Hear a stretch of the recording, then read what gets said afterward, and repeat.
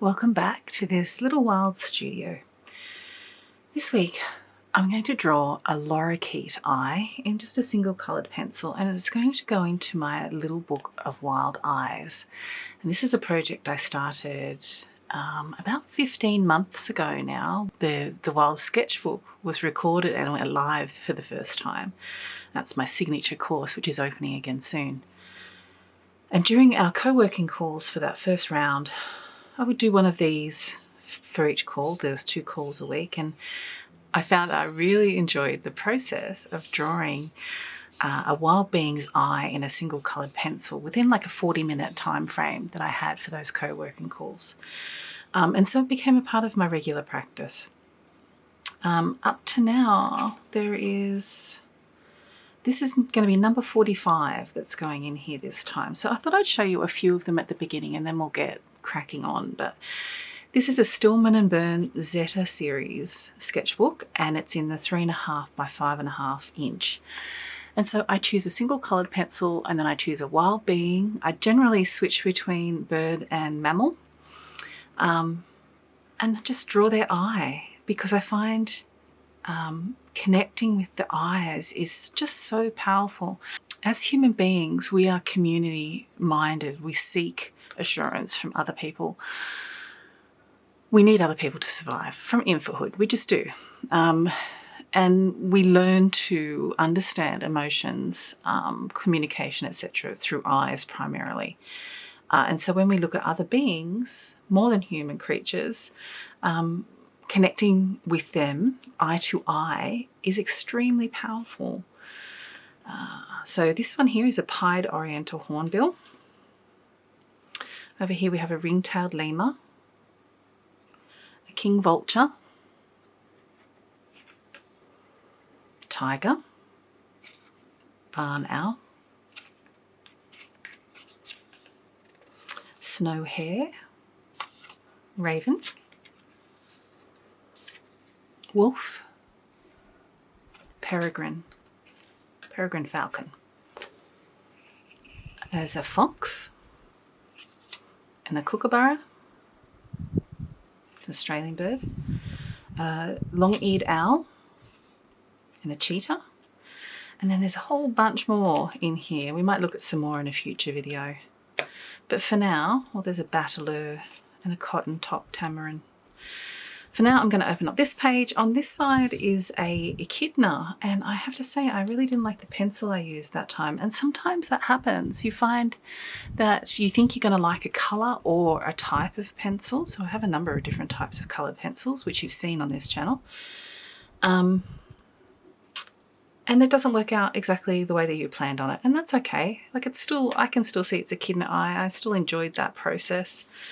And now I'm going to work on this side, and I'm going to pop just a little cover over the echidna eye so that he's not our focus today. That's just a piece of tracing paper or glassine paper. And now I'm going to work on this side. And I've just chosen a blue pencil, which I know, shocking, I love blue pencils. This is a Faber Castell Polychromos in Helio Turquoise. It's quite a nice colour. I haven't got a really sharp point on there. I may want to sharpen it after a bit. We'll see what happens. But like everything that I teach comes down to shapes. So you want to figure out what the shapes are that you are seeing to start off with. I'm going to put the reference photo up here so you can see. So this is a lorikeet. It's a type of parrot. They are a type of parrot, and I have loads of these in my backyard every day. And it's easy to take the number of different sorts of parrots that I have visit here for granted, but that's very Australian. It's very much a backyard normality if you create a backyard that is a nice place to be for these birds. You don't have to be putting seed out. If you have flowering plants, native flowering plants, they will come for that. And that's really what they come for in my yard too. The big thing you're always going to start with, the biggest shape that you're always going to start with, is the lids and the eyeball itself, because that's what we're looking at, right? The interesting thing about studying eyes is how different the skin around eye balls can be. So the lids and the skin around it, and then the feathering around it. So that big shape of the black surround, so the lid is down here and up here, comes out towards the cere of part of the beak here, the top part of the beak, and then all the feathers come this way. So I get that big shape down first. And I want it to be in the middle because that's the focus point. And then I want to look at the actual shape that I can see of the eye itself. Now, yes, the eye is a great big sphere, but we don't necessarily see a perfectly round eye.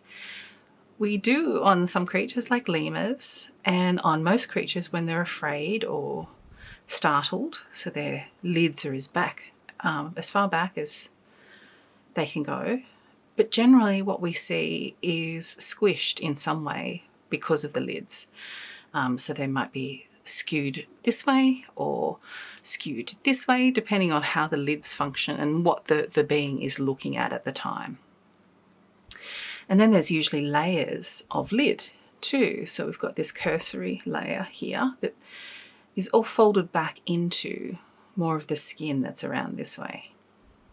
And the skin is folding the same as it does on our knuckles to enable the lid to come down and to retract back. So think about how that works. See how it is presenting. Try and describe it with your pencil. Try not to think too much about what it is that you're drawing as much as the shapes that you are seeing. And that's the main thing. You want to draw what you're seeing, not what your brain tells you is probably right. Because our brains love to tell us stories to give us shortcuts and make it difficult to actually draw what we see. All right. So already quickly in there we've got that basic shape. So now they've got a red iris, or part of their iris is red. And as you can sort of see in this image too, it's not necessarily perfectly round either. So, I mean, that could be more to do with the outer shape that we're seeing, but let's notice that. And this is what this work is all about, is noticing those sorts of things, seeing them, and then thinking about how you can describe that with your pencil. I think it's a little bit more squared off up the top here. And then we've got the inner iris, which is a dark brown. We've got a tiny ring around the pupil. The pupil is closer to evenly roundish. It's more like an oval, an ellipse. And then we've got this great big reflection that's taking up a lot of the eye. Kind of looks like there is a building in the background. I always find it interesting to look at what's in the reflection of an animal's eye as I'm drawing it, because then you are there in the moment with that being. It's pretty amazing when you think about it. All right, so I'm going to come back to this. I want to fill out some of the things that I'm seeing around the eye now. So we've got these tiny little feathers that are all over top of the face. And we don't have to draw every single one. We want to get just the general shape of what we're seeing. So I'm seeing a lot of small feathery action like that, and then a lot of very fine feathers that almost look like hairs.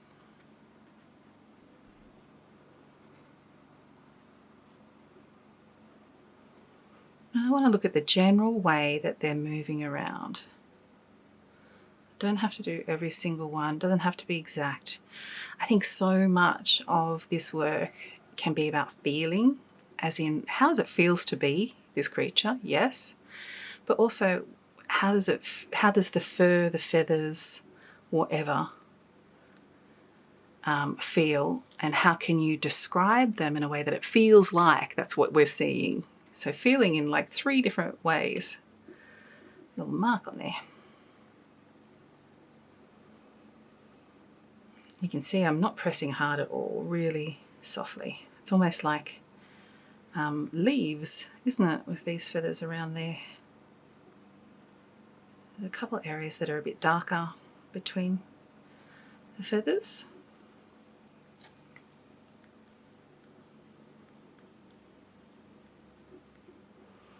So this is still the preliminary part of this drawing. This is still figuring out all of the shapes.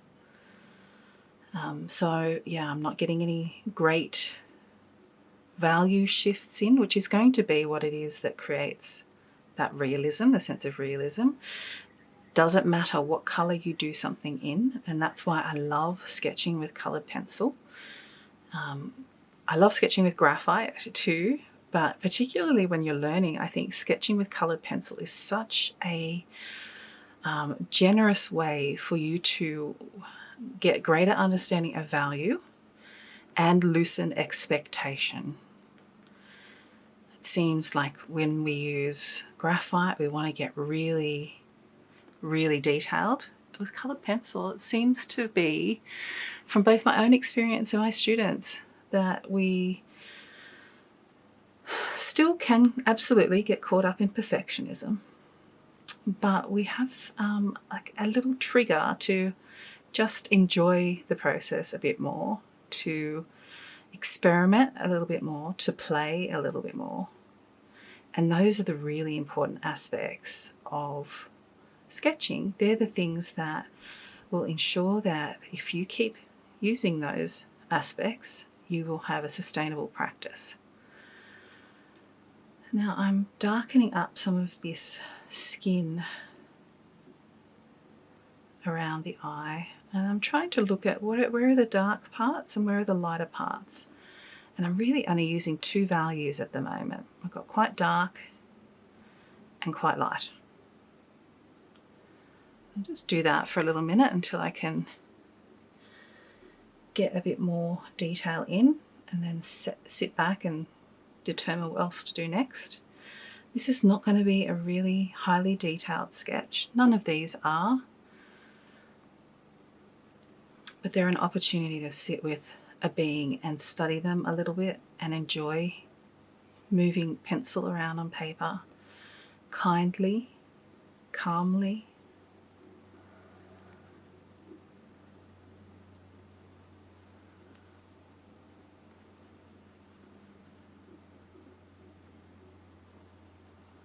Getting some of that darkness around the bottom there.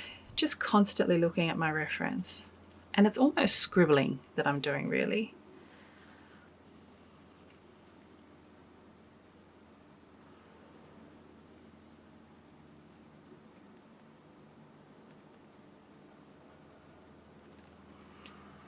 Okay, that's the first part.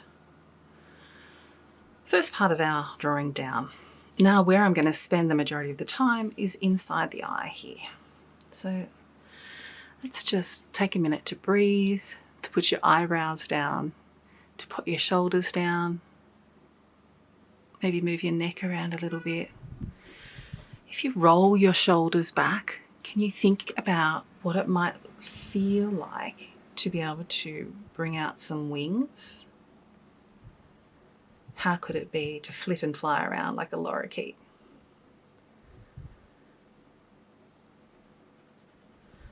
Maybe you don't have to scream like a maniac like they do. They've got a very unique way of communicating, let me tell you. So I'm not pressing any harder, but I have come down on my pencil a little bit, and that's for control. And because I'm using short, sharp marks, I'm laying down more pigment than when I'm being loose and less refined. So this is how we get darker. We don't have to press harder. We make our marks smaller. We go over the same area. We're a little bit more controlled in what we're doing. But always we want to make sure that we're giving our hands and wrists the best opportunity to do this for the rest of our lives. So we don't want to be pressing hard because that's going to put so much pressure on your tendons and cause injury. So gentle, gentle.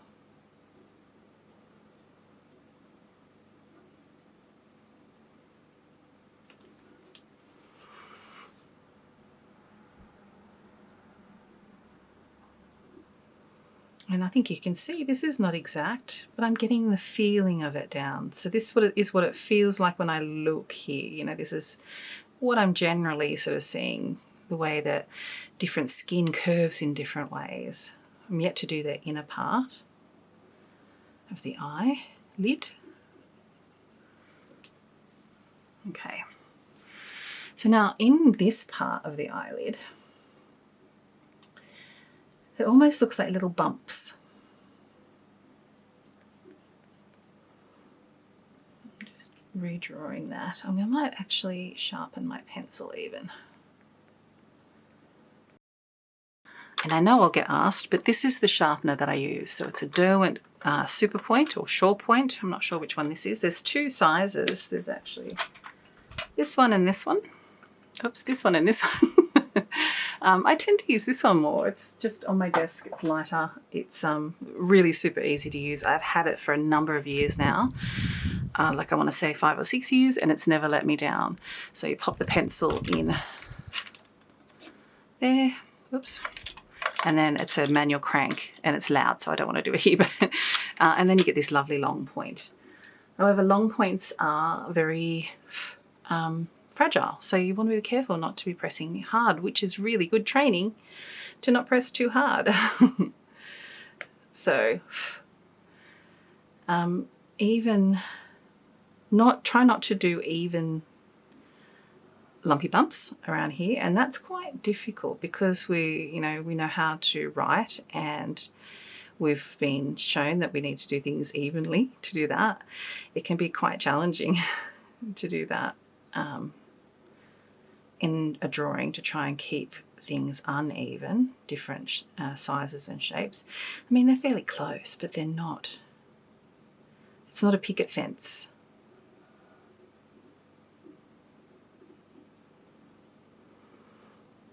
It's darkening up some of that area around those little lumps. You can see there's quite a strong shadow in there.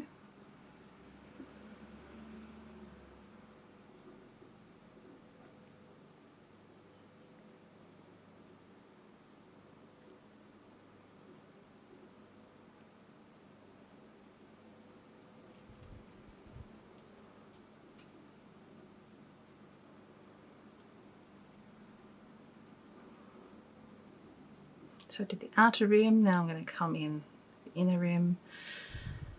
The inner rim is not quite as dark. There's a nice breeze coming through that window. Hopefully it's not disrupting the microphone on the camera. It's been very, very humid. Now, the more you see, the more you see. So if you look closely down the bottom here, you can see there is an extra rim. Here, the waterline. So let's get that in.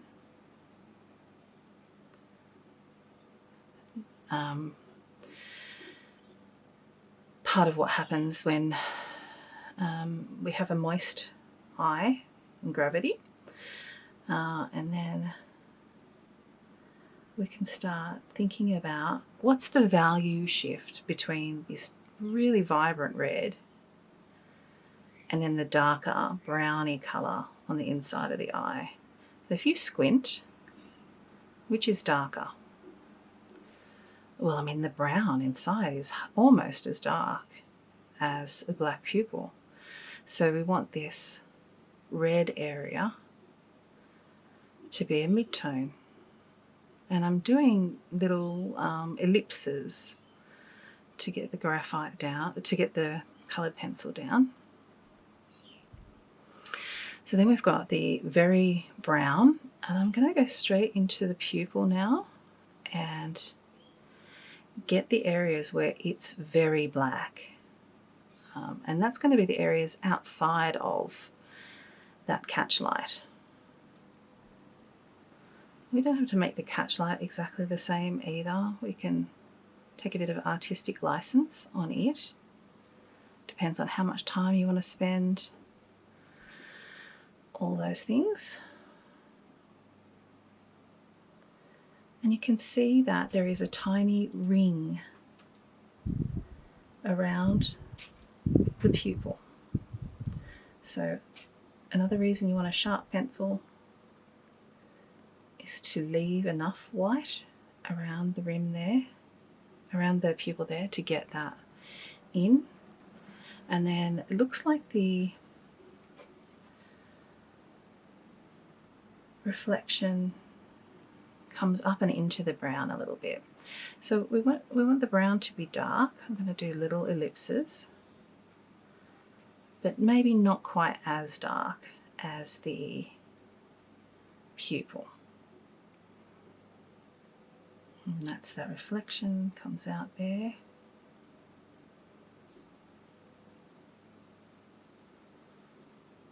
And this is just a single layer. We're going to add another layer as well.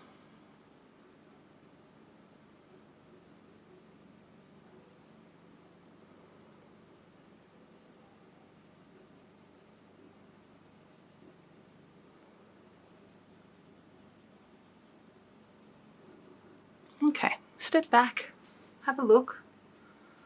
What does that look like? Is there things that need changing? Right. Well, there's definitely a little bit of a value shift at the top of the red area. It's a little darker. And there's a little bit of it here too. I want to darken up the pupil a bit more, so I'm going to add another layer. Again, not pressing hard, but just using smaller ellipses and going over what I've already done, laying more pigment down. Now it's substantially darker. The line around the edge of the eye is much darker in areas, not everywhere, so squint and have a look. Again, another reason to have a nice sharp pencil when you do this, and another way that you can't press too hard because your pencil will break. Under here.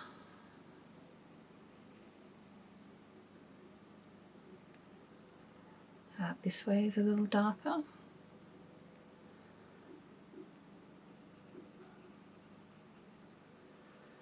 Okay, and in here, in this area here, it's not bright white, so I want to make sure that I've got enough variance between the light part of this catch light, which we need to adjust yet, and some of the areas where there is lightness on the lid.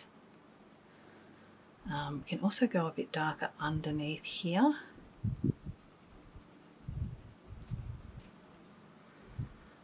And in here.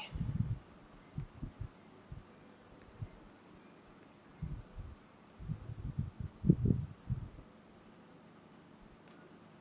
can see that coming out into areas of feather. Okay, now the catch light is not super bright. It's not a great big white mark like we've got here, and that feels unrealistic, right? Because we're used to looking at eyes, we get to know what an eye that's got a reflection in it or a catch light or anything happening to an eye, we know without being told that this is the way things function.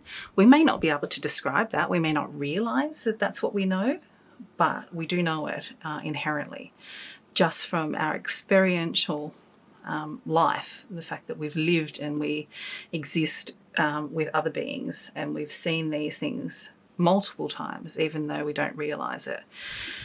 So catch lights have value to them. They're reflecting something. There can be areas that are very light.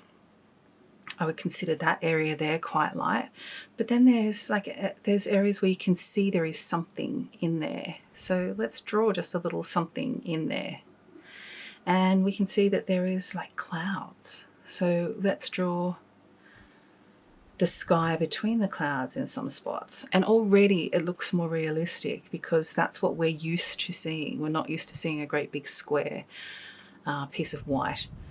If we see that, then it's going to be due to studio lights or something. So it's an artificial environment, and that will make sense within that context. But when you're drawing something like this, you want to think about the fact that the catch light will also be curved, the reflection will also be curved because the eyeball is curved, and that there are things reflected in it. And sometimes those things can be quite dark. Like, I don't know what this is. It could be a person. This kind of looks like a billboard or the top of a sign or something, which all makes sense for where lorikeets are. It could be all of those things. And just subtly making some value adjustments to that in order to tell that story helps make the whole piece feel more realistic, more lifelike. I'm going to add a few more dark scribbly bits in here, because I also want to give the light bits a bit more value, because there's no really bright highlights through here. So sharp scribbly lines to get those folds, really light, hardly touching the paper to fill in the value. All right, let's play a bit with these feathers now, and then we're nearly done. So you do not have to spend hours and hours on something in order to get something realistic and something that you've really enjoyed connecting with. You absolutely can. You absolutely can. But particularly when you're starting, it can feel really overwhelming that that's the only way to move forward. And it's not the only way to move forward. So I think a small sketchbook practice, and even better in a small sketchbook so that you can't go so big that you feel like you need to stay for hours and hours, is a really good thing. I advocate for a 15-minute daily practice. Most of us can fit 15 minutes in to a day, even if it's 2 or 3 times a week. And it adds up. So you can concentrate on one reference for that entire time, doing a little bit at a time, which is such a lovely way to disentangle yourself from outcome, because this practice, in order to be sustainable and life-giving and lifelong, needs to be one that is valued for the practice, the process itself, and not the outcome. We are worth more than any outcome. Our creativity is so important. It brings goodness to you, but it also brings goodness to others around you, because you are living your truth. You're living in congruence, and that is a powerful thing. It's what we need to be doing. Those of us who are creative, and that's everybody, just FYI, in some way or form, absolutely need to give themselves the self-care that is their sort of creativity and enjoy that. It doesn't matter what the outcome is. It really, really doesn't. And I know that seems like it's an easy thing to say, but the longer you do this, the more you realize that. Every moment that you spend is skill building, and it's precious, and it's also not always fun. It can be quite stretchy and challenging. It is impermanent in so many ways, and there's so much we can learn from all that. While you're actually working, you are present, and that is the gift of presence. That is so important, to be present in this world where we're constantly having our attention commodified. It is incredibly powerful. It's rebellious to choose to use your attention to stay present to something that you're working on. And even better, if you want to do that, to honour the wild that we take for granted, that we're losing, that we're related to, that we are a part of, that we are hurtling through space with together, that we share this planet with, that we share our DNA with. All of that is incredibly important. And you, my friend, are worthy of spending time doing these things.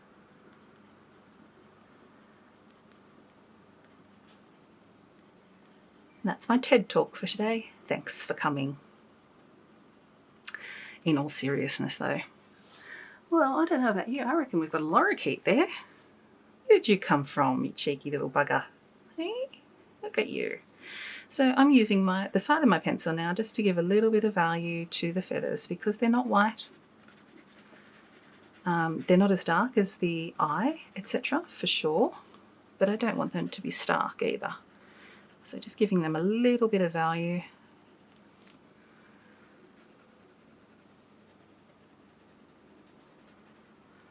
Then do I need to add another layer of darkness in some spaces? This is part of this dance that we do with values.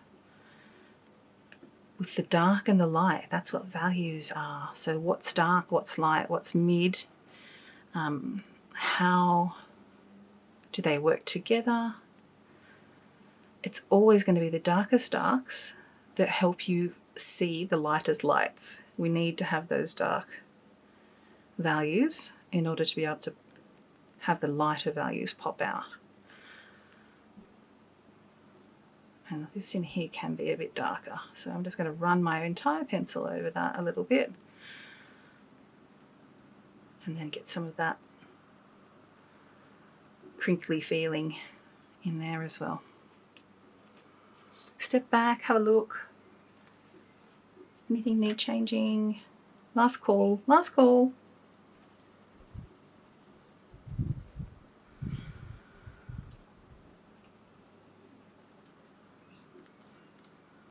There's a couple of areas that go down into the feathers there that are a little darker. You see a little bit of their skin. I'll get those in, and there was an area up here that's a bit darker too.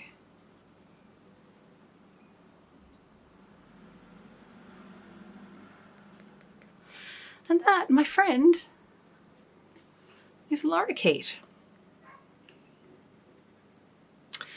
Okay, well, that was nice and quick and absolutely wonderful. I enjoyed every moment. And if you would like to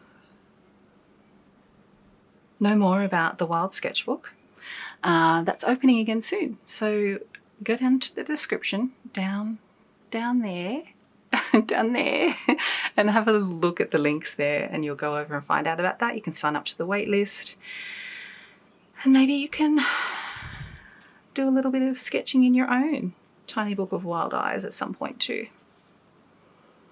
All right, my loves, thank you so much for being with me. Make sure that you keep sketching and you stay curious and compassionate, and that you let your creativity connect you to all the abundance of wild and wondrous that's around us. All right, take care. See you next week.